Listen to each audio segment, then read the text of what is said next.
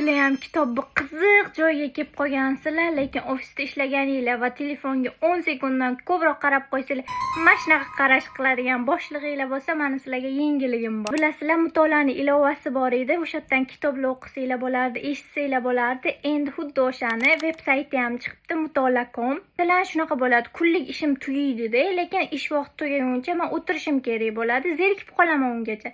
O'shanda bemalol mutolaa.comga kirib kitob o'qisam bo'ladi endi. Bir tarafi mutolaa ilovasi bilan sayti sinxronlashgan, ya'ni telefonda qatga kelib qolgan bo'lsanglar, saytdan xuddi o'sha joydan davom ettirsanglar bo'ladi. Sizlarga qarab dizaynni ham to'g'rilab olsanglar bo'ladi. Kunduzgi rejim yoki tungi rejim yoki seriflarni ham almashtirib kitob o'qisanglar bo'ladi. Kunning oxirigacha o'tirishinglar kerak, lekin sizlarning ishinglar tugagan paytda bemalol saytga kirib, o'sha kelib qolgan joylardan kitobni davom ettirsanglar bo'ladi. Kitob kontentlari uchun esa menga obuna bo'lib qo'yishni unutmang.